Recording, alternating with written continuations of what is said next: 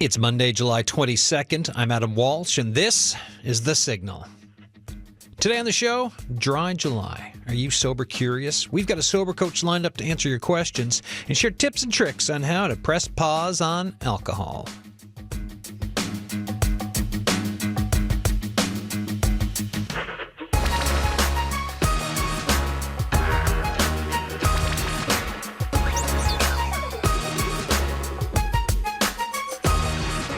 In case you didn't know, it's summer. And for many of us, there are friends visiting, family visiting, festivals, concerts, beach fires, barbecues, shed parties, screech-ins for the folks from away. I could go on. And for a lot of people, obviously, right, these events involve alcohol. But more and more these days, there's talk of folks either abstaining or cutting back or just, re-examining their relationships with alcohol. There are months like Dry January. There's Dry July, which we're going to talk about today. And you see media reports on this, right? Like whether it's from CBC to the New York Times, reports about a cultural shift around alcohol that's taking place these days as well. And with that, a booming low and no alcohol industry for beverages. So that's the range for the show today, right? So where you come into it, are you sober curious? Have you changed your relationship with alcohol, either cutting back or cutting it out altogether, or are you thinking about it? The numbers to call, 709-722-7111, 1-800-563-8255. You can text us, 709-327-8206. Email us, thesignal@cbc.ca. We're going to have a few voices on through the hour as well. Would love to get your calls and emails and text. But my main guest, Amy C. Willis, the holistic sober coach on the line from Kitchener. Hi, Amy. Welcome back to the show. Hi. Thanks so much for having me. I'm glad to be here. All right. So talk to us now about, until we were talking, Dry July, I knew about Dry January, but Dry July wasn't really on my radar. And I think, though, since we've been kind of planning the show, my Instagram has been, the algorithm has caught on to that, because right after we talked about it, all of a sudden I started seeing more about Dry July. Tell us about it.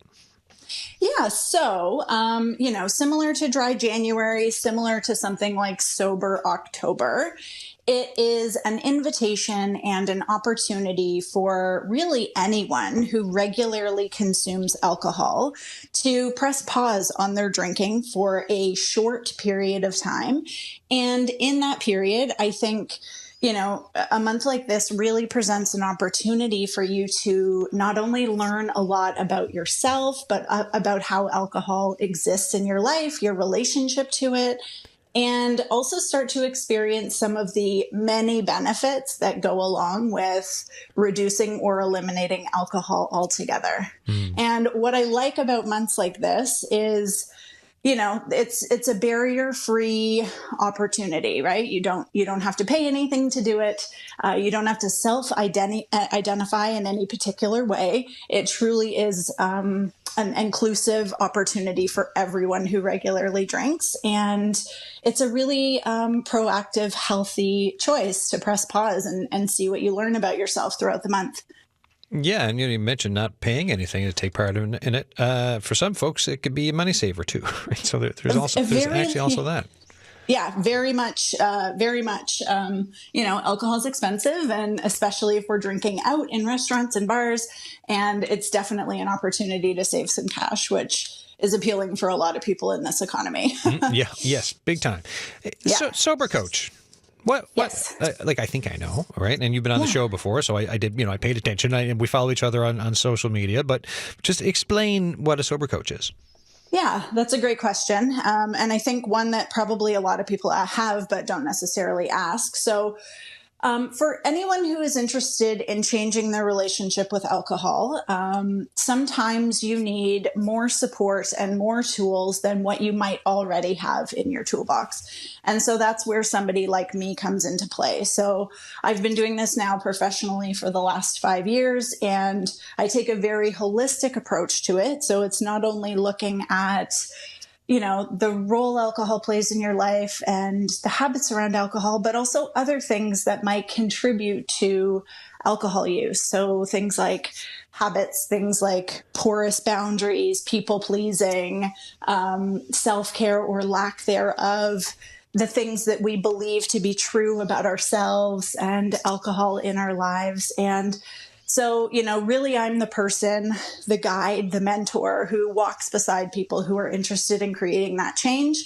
And, it can be really, really helpful to have somebody who has been through what you're going through and who has been able to carve a path for themselves. And so, in addition to my own experiences in getting sober after dealing with addiction for a very long time, I also am a professionally trained coach. So I have a bunch of evidence-based tools that I know are really effective and successful. And I pass everything I have along to my clients so that they can support themselves and also have me in their corner as they move through creating this change. The peer-to-peer side of it, right? For folks being able to identify and understand that for your coaching, you're someone who has walked where they perhaps are walking now, or there's just a big time enhanced understanding around it. And from your lived experience, I was wondering if you could share, and only go as deep as you're able to and want to, but just can you share a bit about that side of your life and how it led you a bit more down this path towards sober coaching, or why you thought, hey, this is where I want to be after my journey led me to sobriety? Mm-hmm. Yeah, absolutely. And I think the context is really important because I do think, I wouldn't be able to do what I do if I didn't have the lived experience. Yeah. So I do think, the relatable lived experience is really important in work like this. But yeah, a little bit of my story. So I started drinking probably like many of the listeners, in my mid-teens. Yeah, same. And yeah. And, at the time it was largely social and experimental. But, in hindsight, now looking back on it, when I started drinking, that time also coincided with, my parents going through a very chaotic, very messy separation. And so there was a lot of stress in our home, and I couldn't really get away with it get away from it rather, because I was living there and I was a teenager and I didn't really have a lot of healthy coping skills. And so when I drank, what that showed me was that I could get a little bit of relief from what was happening around me. And I also grew up in a home where my dad also struggled with alcohol addiction. And so seeing, heavy, regular consumption of alcohol was very normalized for me. And so, I started to drink, and then I found relief in it. And that felt great, to be honest, because I didn't really have any other ways to get away from it. And so that's, how it started.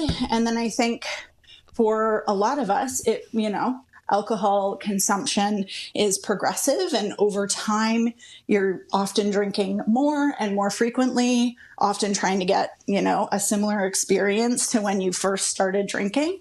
And that was very much true for me. So it progressed over the years. And, not only did I drink to manage any difficult emotions, but I also drank for stress relief, which wasn't super successful, because if it were, the stress would have disappeared, and it never really did. And I just kind of over the years wove alcohol into almost everything I was doing. And I think outwardly, you might not have suspected that there was an issue, but what I really started to notice was how much alcohol was impacting my mood and my mental health. And we know that, alcohol is a depressant. It also really amplifies, anxiety symptoms and experiences. And we know that it doesn't do great things for our mood. And so, I would regularly drink heavily and then wake up the next day feeling like, pretty indifferent about whether or not I wanted to live. And in hindsight, of course, I can see that that was like a very dark, low place for me to be. But truthfully, it didn't occur to me that alcohol was even contributing to those feelings. I just thought that's what it was, and that's who I was. And I had been drinking for so long, it didn't really even occur to me. And so, it kind of kept going in that direction until 2014, when I learned that my dad had unexpectedly passed away. and that his alcohol addiction was a pretty significant factor that contributed to him passing away early. And so, my addiction got a lot worse after that because I still didn't really have any coping strategies to support me through something like that. And so I felt like the feelings were too big and I couldn't manage them. So I drank about it. And it was probably about a year after my dad's passing that, I was no longer in the acute grief phase, but I was still drinking heavily. And, these questions, and I have no idea where they came from, but I'm grateful that they started to pop up. But questions like, is this it? Like, is this all there is for me? Like drinking a ton, blacking out, getting really sick, rinse and repeat forever. And I didn't know what was going to happen next. I didn't know what was down the road for me, but I knew that something better than what I was doing was available. And that was really the time that I started to ask different questions about my alcohol consumption and the role it played in my life. And, I probably spent more than a year trying to figure it out. So having periods where I wasn't drinking as much, trying different things. And I finally figured out how to make my sobriety stick in August 2016. And I've been sober since that time. And it, for me, was one of the most profound changes that I could have ever made in my life. It saved my life. It changed my life. And when I started publicly talking about getting sober, so many women reached out to me privately and shared that they also were struggling with alcohol and they didn't know how to fix it. They didn't know how to have a different experience. And so, I knew that there was a need for support beyond what was available at the time, which, 8 years ago wasn't a lot. And so I, felt inspired to create that change. So I got training as a coach and I built my company. And so my company just celebrated 5 years this June.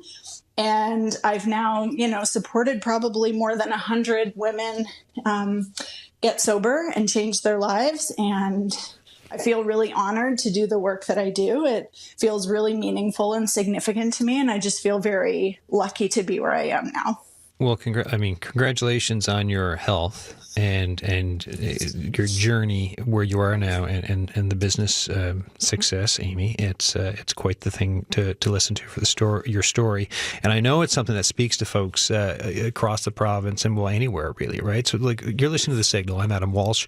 My guest there, Amy C. Willis, a holistic sober coach on the line from Kitchener. We're asking you today, are you sober curious? Have you changed your relationship with alcohol, either by cutting back or cutting it out altogether? The numbers to call, 709-722-7111, 1-800-563-8255. You can text us, 709-327-8206, or email thesignal@cbc.ca. And it's still the month of July, and Dry July is going on, which is kind of the hook. Not that you necessarily need one for this topic, but that's the one we're hanging it on for today. I do want to go to the phone lines, and we've got Sheila Roberts-Lukens on the line, author of Bottoms Up, A History of Alcohol in Newfoundland and Labrador. Sheila, thanks for coming on the show. Oh, thank you for having me. So I was looking through, because I remember hearing initially when your book came out, a really great interview with Chrissy Holmes, and when now the On The Go host, back when she was the morning show host, and it stuck with me. So then I gave you a shout. I was looking back over some notes, right, talking about how likely alcohol entered Newfoundland in the late 1400s following the fishery. Back then, water was dangerous, so people drank beer because it was somewhat sterilized, right? And then you had folks like for fishery, the fishermen getting paid with alcohol because best bang for the buck was to turn fish into booze, type of a thing. So there's this really big backstory. I'm just wondering if you could take some of that and move us into where we are today with alcohol culture for Newfoundland and Labrador. Yeah, well, just listening to your previous speaker about the trauma and everything that went on in her life. Newfoundland I don't know if there's anybody here that doesn't have generational trauma from alcohol because it was such an important substance here as a social lubricant. I mean, Newfoundland was a mix of Irish, English, for many generations, and as we know, there was a bit of friction there. But you put alcohol into that mix, and it brought people together. It blurred the lines of religious and political differences, and it became such a habit here. It was also used as a nutrient. Many people sort of had very little food in the old days. Alcohol was rich in calories, and it was used, to feed them in many ways. It was used as, to make them feel better. I mean, if they were Irish, for example, or even English and away from home, what did you do to make yourself feel better? You had a drink. Not only that, the climate here, as we know, is cold and damp. Alcohol warms you up or gives you the illusion of being warmed up. And back centuries ago, they still believed in the theories of the ancient Greek theories of the humors, and that was if you lived in a cold, damp climate, for example, you needed something hot and dry to counteract the cold and the damp. And, of course, alcohol and tobacco were considered hot, dry substances. So they looked on alcohol as a good thing then. So all this sort of led to drinking and a drinking culture. And, of course, the whole trade with fish or booze or wine in those days. There was so much of it that went on. And in the old days, too, they used it as an antiseptic, as a painkiller, so many uses. But now people drink mainly for pleasure and, as I say, for social lubricant. And one of I'll say recent times you were interviewed, it was for a Telegram article. This is back in February, I think. My colleague Jenna Head wrote it. And in this article, here's something she wrote in. Jenna went to the Chief Medical Officer of Health, Dr. Janice Fitzgerald. And the stat in it, the average person older than 15 consumes more than 500 standard drinks in Newfoundland and Labrador per year, according to Dr. Fitzgerald. The Canadian average is an estimated 480 standard drinks per person per year, right? So ahead of the curve there for the province. Given the history of what you're laying out there, and you look at where things are at, but then also in the last couple of years, recent health revelations and changes with what's recommended around drinking, and also just knowing the reality of the other side of alcohol, the other side that's not the social lubricant. What are your thoughts on that? Oh, I think definitely people are starting to swear off alcohol, but not just in Newfoundland. I think it's a worldwide thing. Yeah. I read the other day that even the Oktoberfest in Germany, they've got a alcohol-free Biergarten going. So, I mean, it's everywhere.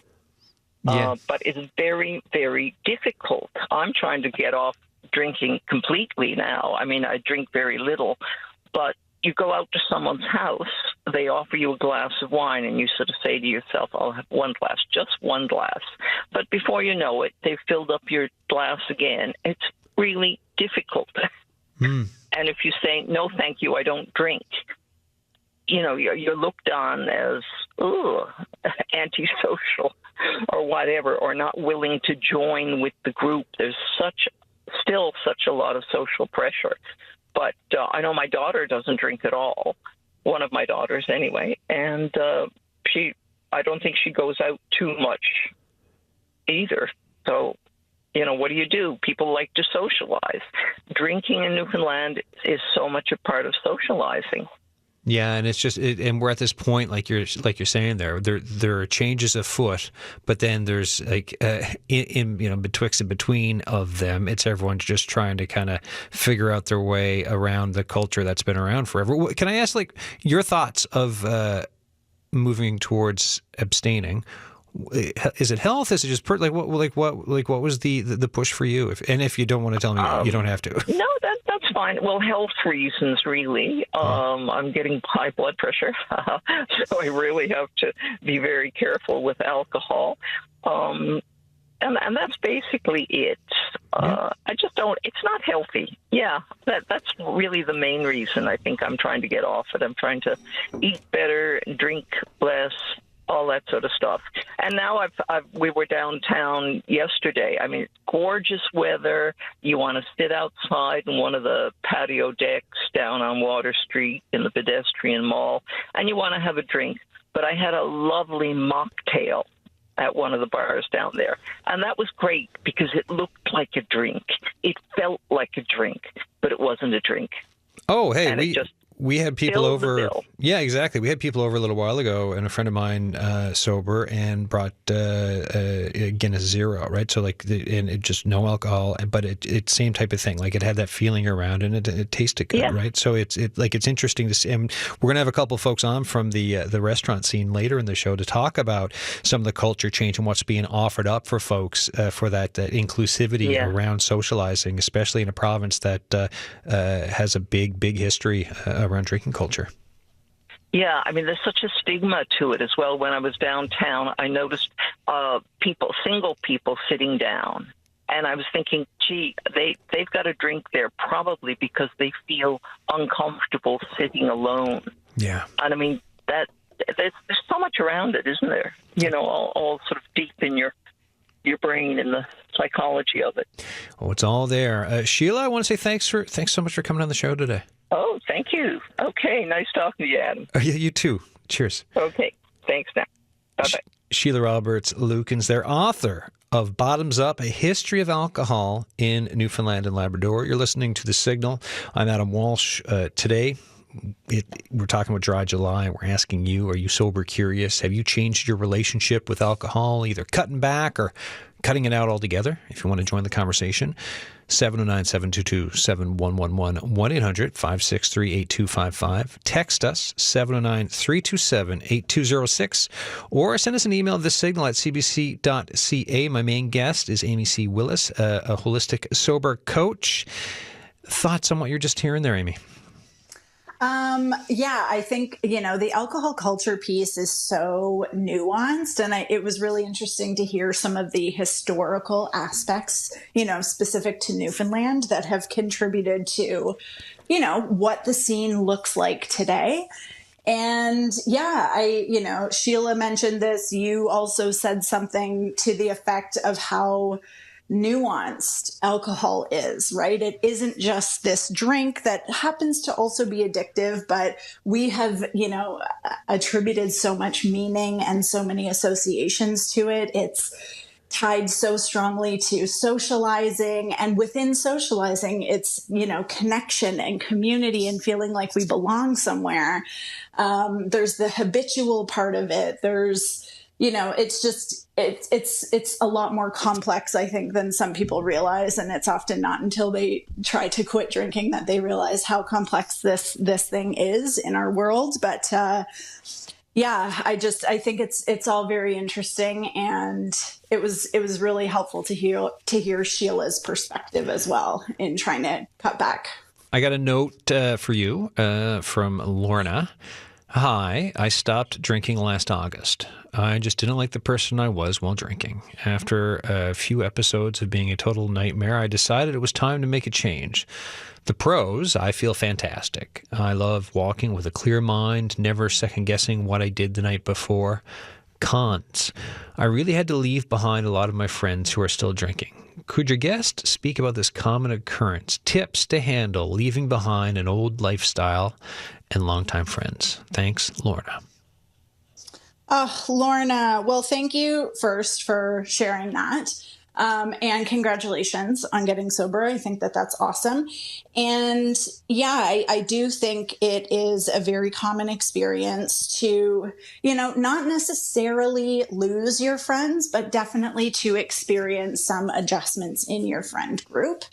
And I would say, for the folks who are really your real, ride or die friends. They will support you and they will still be there regardless of the changes that you're making. And sometimes that looks like initiating different ways to stay connected that don't center around alcohol, right? So like if normally, you know, you spend a lot of time in the bar scene or restaurants or wineries, and then all of a sudden you're not doing that, it can feel like things change. But I think, you know, initiating contact and social events outside of that, like going for hikes or going to an art museum or, you know, things that aren't necessarily as centered around alcohol can be really helpful to sort of keep those connections going. And then, you know, the piece about saying goodbye to an old life or an old lifestyle. I think one of the things that we don't talk a lot about in getting sober is the experience of grief. And, you know, a lot of us go through that where we do mourn what once was, whether that's lost relationships or a different version of us. But I think to grieve that is very normal and very healthy. And, you know, at the end of the day, also recognizing that you made a very, very, very powerful decision that is in support of the life that you want to be living. And you can grieve the experience and also be excited about the future and what it holds and what becomes possible for you now that alcohol's not in the way. I'll read just that one line from Lorna's email again. The pros, I feel fantastic. I love waking with a clear mind, never second-guessing what I did the night before. You were listening to The Signal. I'm Adam Walsh. Today we're looking at either cutting back or abstaining from alcohol. We're talking about Dry July. We're talking about taking a look at alcohol culture in Newfoundland and Labrador. So in preparation for today's show, Amanda Gear spoke with Sherry Payne, the coordinator of the Managed Alcohol Program at the St. John's Women's Centre. So this was last week. Amanda spoke just how to spot signs of overdrinking, how to manage it, and and at the end of that interview, I'll also give out the website for if folks are curious as well. So let's give that tape a roll. Participants are supported by an interdisciplinary team, so they get the social support from the Managed Alcohol Program staff here at the Status of Women Council, and they also get medical support from NL Health Services. So what happens in MAP is participants are provided regulated amounts of alcohol tailored to their needs.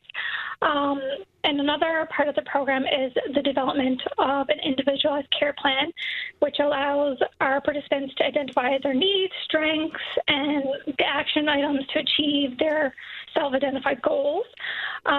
So it really empowers people to take charge of like their own health care, social needs, overall wellness, with the team behind them to support meeting them where they are when they come into the program.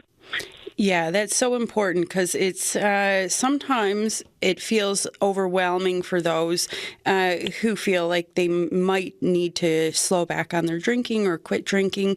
It might be a bit overwhelming for them to just stop immediately and cause health effects, right? Absolutely. Like alcohol is very hard to withdraw from, so our approach is not necessarily to focus on sobriety, but just reducing the harms associated with someone's drinking. So some of those might be like the emergent and chronic health problems, frequent use of emergency services, navigating unsafe relationships to access to alcohol, criminalize access to alcohol. So we're really focusing on harm reduction principles. We understand abstinence is not always desirable or obtainable for anyone, although that might be the long-term goal for some. We're really just meeting people where they're at and supporting them to make, choices for their overall health. What are some signs that folks can look out for that maybe their drinking habits are getting out of control or having a negative effect on their life? I would say, if people notice, withdrawal symptoms in their self, that might be, a flag that you're at a point where you might have dependence on alcohol. Maybe you get the shakes, headaches. You're craving alcohol. You're really thinking about alcohol all day long. Maybe it's having impact on your relationships or your money, because we're really focused usually on the physical harms, and alcohol does impact your health, but it it impacts your interpersonal relationships. Maybe someone in your life brings it up to you that they're noticing that might be an issue. It's kind of, a sign that maybe there's something going on here and this relationship might not be healthy right now. And what approach do you take when you're starting out with a new client? Let's say somebody comes to your program and let you know, obviously, because they're there, that they do need help managing their alcohol consumption. What would be the first steps that you guys suggest? So it really depends on what the person's goal is with their drinking. Maybe they're not in a place where they want to drink less, but they just want to drink healthier.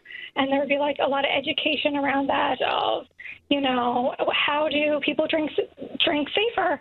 So it's like setting limits for yourself, drinking slowly, drink a glass of water between each drink, choosing lower alcohol beverages, eating before drinking, doing alcohol-free activities. Although some of those things might seem obvious, we don't always practice them. Mm-hmm. Or if people do want to decrease their alcohol use, then when they're assessed to get a safe supply of alcohol, we would wean them off until a point where they're like, no, this is the level of alcohol that I now need to sustain myself. Or, long term, if people do want to be completely abstinent, then we would support them with referrals to do that, to go to treatment. So it really depends what someone's goal is around their drinking and where they see themselves going with it. Mm-hmm. So basically, the clients that you see are in control of their own destiny when it comes to sobriety, right? Absolutely. We're not, pushing for one way or another. It's just kind of focusing on what their relationship is with alcohol and the harms that they're experiencing because of their alcohol use, not necessarily you're absent or you're not. And there's a lot of things happening in between. So, Sherry, do you have any tips for folks that might want to be trying Dry July? What are some things that people can do to ensure that they're not overly drinking or drinking in excess, especially during certain months of the year that people, want to take a break, like Dry July? So having alcohol-free periods is good, and the important thing is setting those limits for yourself and probably prioritizing alcohol-free activities. In Newfoundland and Labrador, we have the highest percentage of heavy drinkers, so it sometimes doesn't feel attainable to maybe be abstinent for a full month, but it's just putting those limits for yourself and really thinking about how am I going to make this happen for myself. And if you can't be completely dry, it doesn't mean that you can't do a few of the things I said before about the water and drinking slowly and choosing lower alcohol content beverages, that you can still drink safer, because any reduction in drinking has positive benefits to your health. So, mm-hmm. There's lots of things you can do to drink safer. Sherry Payne, their coordinator of the Managed Alcohol Program at the St. John's Women's Centre, speaking with The Signal's Amanda Gear. If you want more information there, the website is sjswc.ca. And if you just Google St. John's Managed Alcohol Program, it will come up. This is The Signal. I'm Adam Walsh. And by the way, thanks to Bernice Hillier for filling in last week. I was away, just taking some time off. So thank you. I meant to thank you at the start of the show. So thank you now for stick handling things with Amanda and the team. By the team, I mean John Pike last week. Today on this show, we're talking about Dry July. We're asking, are you sober curious? Have you changed your relationship with alcohol, either cutting back or cutting it out altogether? I've got some emails to get to. My main guest on the line is Amy C. Willis, the Holistic Sober Coach. But we also have someone else on the line that I do want to get to before I go back to Amy, and that's Andrew Late, bar manager at Salancha in downtown St. John's. Andrew, how you doing? Great. Thanks so much for asking me to join in. Look, hey, man, thanks for coming on the show. It's always, it can seem strange to phone a whiskey bar to talk about, cutting down on alcohol or going completely alcohol-free. But here we are because things are changing. To talk to me about mocktails and their popularity and what you've noticed over the last few years. Yeah, I mean, I think it's becoming less and less strange, this discussion, and it's important, and we're happy to be one of the many bars downtown to be absolutely kind of pivoting along with that. It's definitely become way more popular, and like I said, kind of everybody is kind of slowly almost having to pivot to to create a experience that isn't just based around the alcohol. Yeah. So what types? What do you have at Salancha? Well, I mean, I have a big primary cocktail list that are all kind of my my creations that kind of they're ever changing. But what I do at Salancha, and people do it differently, is that if you read down through a cocktail that sounds good, I'll just make it I can easily make it into a mocktail, and then we'll just have verbal features based on whatever's fresh and tasty. Yeah, like I find it wild, like just because I'm seeing it, everyone's seeing it. Like you're saying, you go out, you do see a bigger push on this, and from everything from, like I was mentioned earlier in the show, a buddy of mine brought over a Guinness Zero, for instance, right? Which, I mean, I know it's not a cocktail, but just again, it's just the availability there and the availability in bars. I mean, we've come a long way from just like a Shirley Temple or whatever. What do you see it like?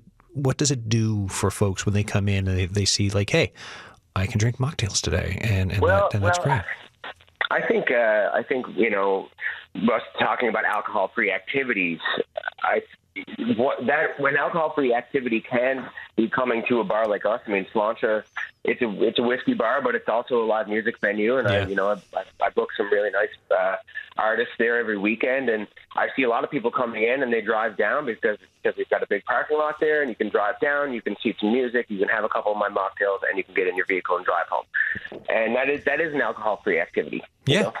Yeah, and like you said, you got live music, right? And you've got stuff there for folks to be able to drive. So there's no drinking and driving that way as well. And plus, they're enjoying a mocktail. Question for you: if someone out there, I know they can look up stuff online, but what's an easy thing that someone can do at home to just give like a mocktail a bit of something that's kind of, I don't know, whether it's with herbs or something, or Sure. that they can kind of create at home if they're listening?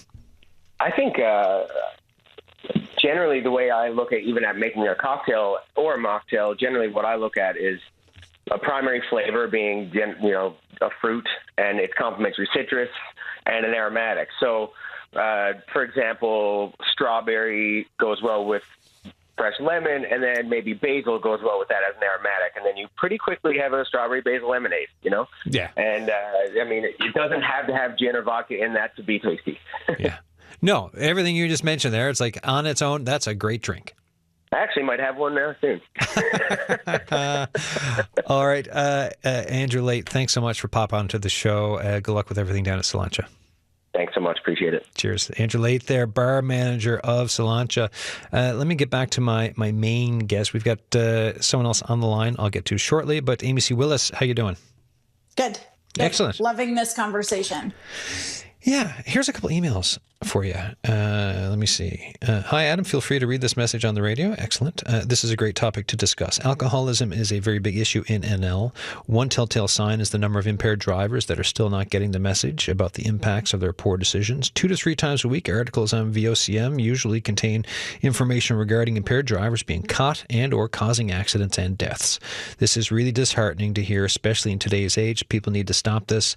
I'm a teacher at high school. I tell my students all the time not to drive under the influence. Personally, I have definitely cut back alcohol consumption over the past 5 years. It has helped my health, in particular mental health, immensely. Thank you. That was from Donna.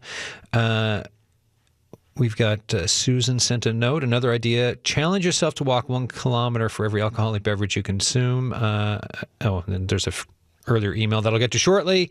Another one from Gary French. I gave up drinking years ago. It was becoming a problem. The money that I would have spent on alcohol goes towards pet supplies and collecting rare and collectible books. Interesting point there, Gary. Thank you so much for that. One from Fred Skanes.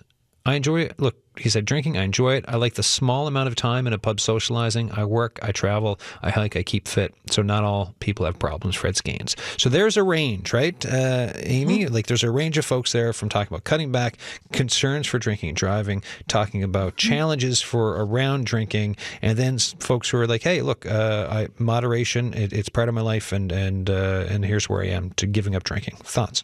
Yeah, I mean, I think that is like a very real cross section of a lot of people's experiences, and I think that that's great.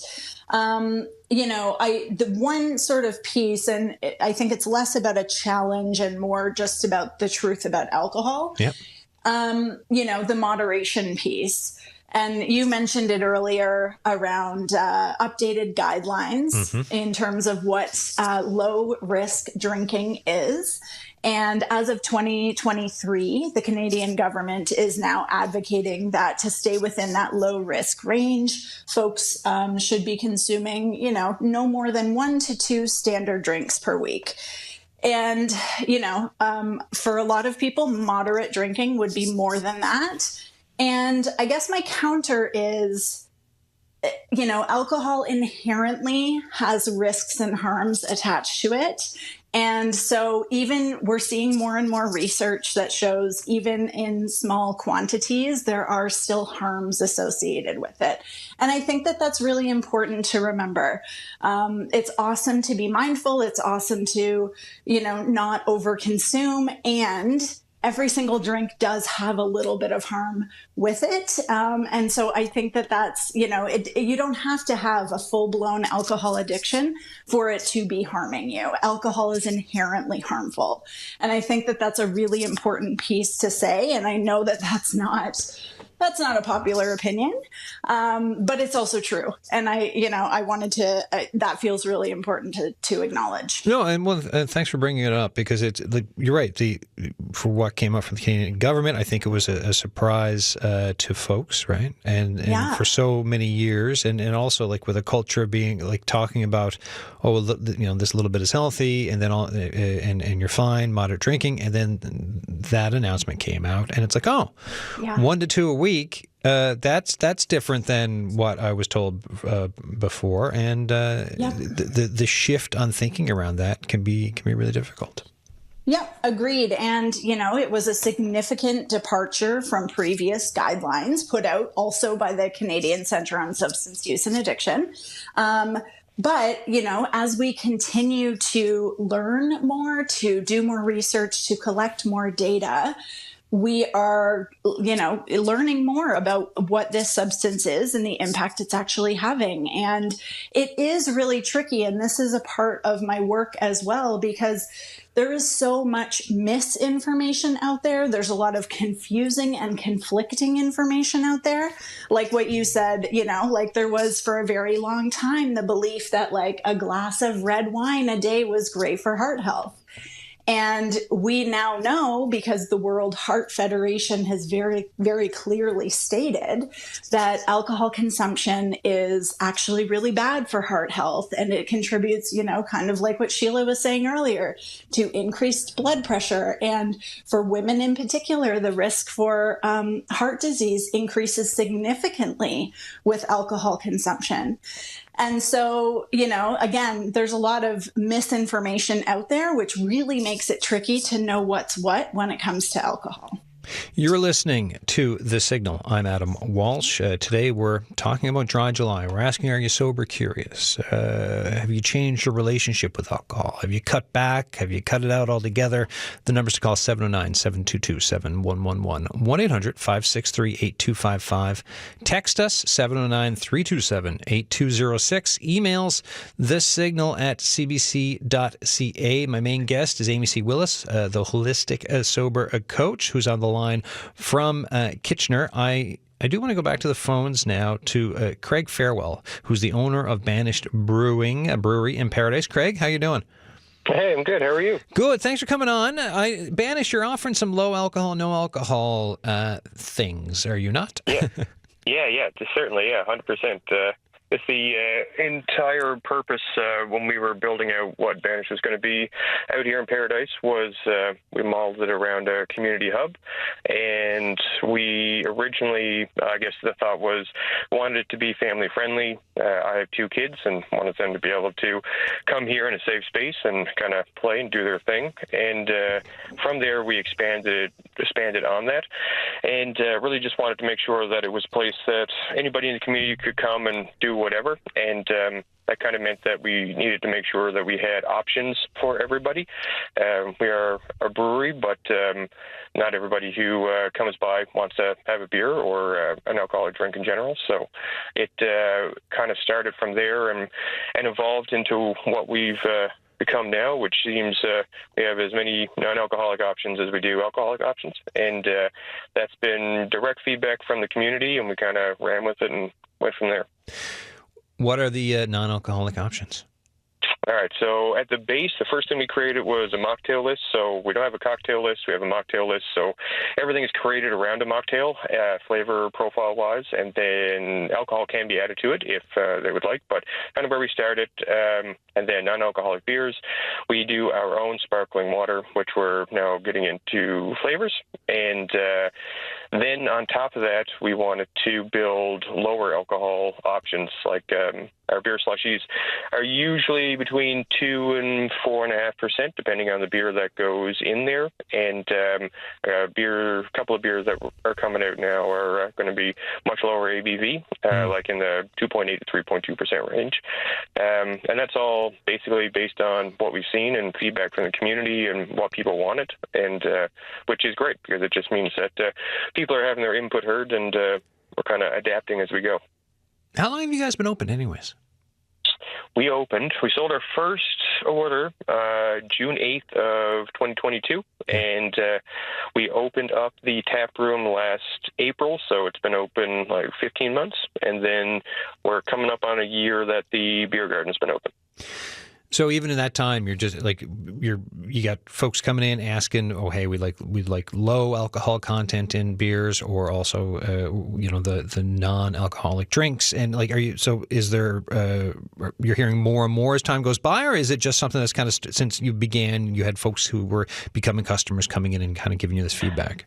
Yeah, definitely. Yeah, it was giving us feedback, but I guess we've been doing the festivals like the Newfoundland Craft Beer Festival and 12 Beers of Christmas for the last while, and the first we kind of had feedback from those in the early days, and we created a DD ticket so that it was lower price, and anybody it was basically so that you could come enjoy the entertainment, and we would have a host of non-alcoholic beverages there. And we kind of just built on it from that. And that was kind of our introduction to how much demand there actually was out there.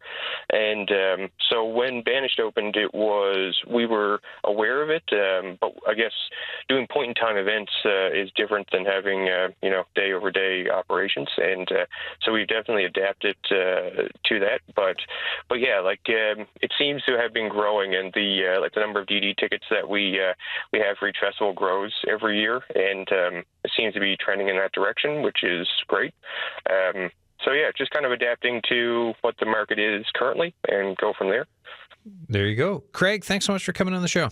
Hey, no worries at all. Thanks for having me. All right, bud. Craig Farewell there, owner of Banished Brewery in Paradise, and talking about low alcohol, no alcohol drinks. This is interesting. I'm looking at the New York Times here. It's an article from last year, but talking about the ever widening array of no spirits and like the booming industry. So there's this firm IWSR that tracks beverage alcohol trends, global retail sales of low and no alcohol products in 2023 globally, $13 billion. So the industry, there's money there in this what is a growing industry. We'll have a few minutes left here. We're getting down there in the show. I'll go back to my main guest, Amy C. Willis, the holistic sober coach, who's on the line from Kitchener. Hi, Amy. Any other thoughts there? Like, just listening to the business side of, I know there's the health side that we've been talking about, but then even just the business case too, for just the fact that folks are wanting more either low or non-alcoholic beverages. It's interesting to see the business side of it. It is. And, I loved hearing some of Craig's approaches. I love how invested in community feedback he is, and actually creating something that folks say they want.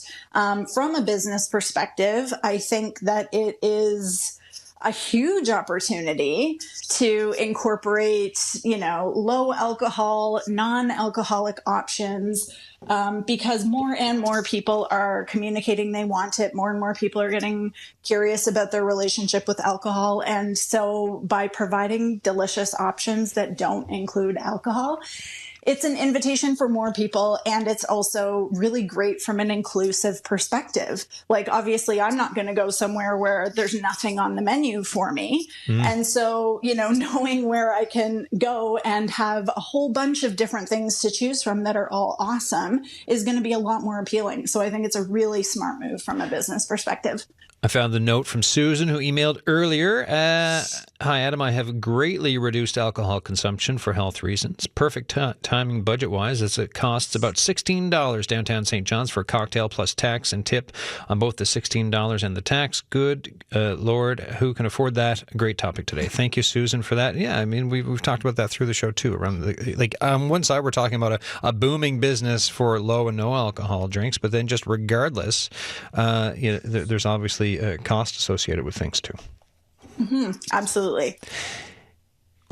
For sober coaching, and like I said, there's only like 3-4 minutes left here, but what do you recommend for, if you're saying, yes, I want to take these steps towards sobriety, but I do know, and like a previous email we got, there's the friend side of things, and then there's triggers that can be out there everywhere in the world. What do you recommend for folks around triggers and how to avoid them, or how to just, process them? Well, I would say, really tuning into what sort of sets you off, what activates you in a way that makes you want to drink, and spend some time exploring that, right? Is it stress? Is it socializing? Is it social pressure? Is it wanting to fit in? Usually there's something deeper underneath. So I would say spending some time to just explore that. I think, the world moves so fast and we move so fast, and sometimes we just get triggered or activated, and then we just go through the motions without actually taking time to figure out, like, what's going on here? How do I actually feel? What actually happened to prompt that? Can be really helpful. And I would say, more broadly for folks who are interested in getting sober, particularly speaking to the socializing piece, finding a community of other people doing something similar to you is really, really helpful. So for example, I have a really lovely private Facebook group called the Whole and Well Sober Collective, and it is for sober and sober curious women. And it is such a beautiful space where people can show up and share what they're going through and be seen and heard by other people and support each other and encourage each other. So finding that community really makes the process a lot easier, and it makes you feel like you're less alone in the work that you're doing. Yeah, I think that it's obviously really important to think about that and to have that as one of the points that we're kind of concluding on here today about finding community. And again, to that email earlier, right, about someone who's finding it difficult to maintain friendships because of, and I don't know to what degree and how problematic or whatever for the drinking side of it was, but if someone's finding it difficult to be sober and then to maintain former friendships, it is that, like, there's other community out there.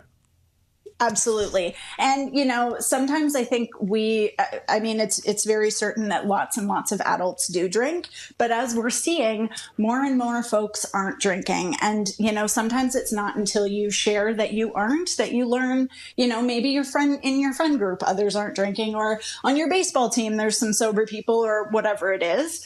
And so, I think that hurdle can be kind of challenging initially to communicate that you're not drinking. But I think, again, the community piece really helps with that, because you don't feel like you're alone in this work, and that you have a whole bunch of people who are also doing something similar and cheering you along in your journey. As the show ends, what's the rest of your week look like? What are you doing for, like, whether it's your mental health or just enjoyment and just enjoying summer? That's a really great question. I try to get outside every single day. I usually go for a long hike on the weekends. And I'm starting a new cross-stitch project this week, which I'm very excited about. So yeah, I've got a few things on the go, plus a full work week. So Amy C. Willis, good luck with the cross stitch, and I'll be tracking your outdoor activities with updates on the gram. Thanks so much for coming on the show. Thank you for having me. It was great. All right, be well. Amy C. Willis there, the holistic sober coach on the line from Kitchener. Thanks again, Amy, for coming back on the program. So here's the thing, folks. Tomorrow, obviously Tuesday, last I checked, gardening day, right? David Goodyear from the Homestead in Flat Rock will be here. Andrew Hawthorne will be here for me because I'm hosting the St. John's morning show tomorrow. So a little bit of musical chairs for CBC, but don't worry, we've got you covered. So get your grow questions ready. David and Andrew will be good to grow for the Tuesday show. Thanks a lot, folks. Catch you later.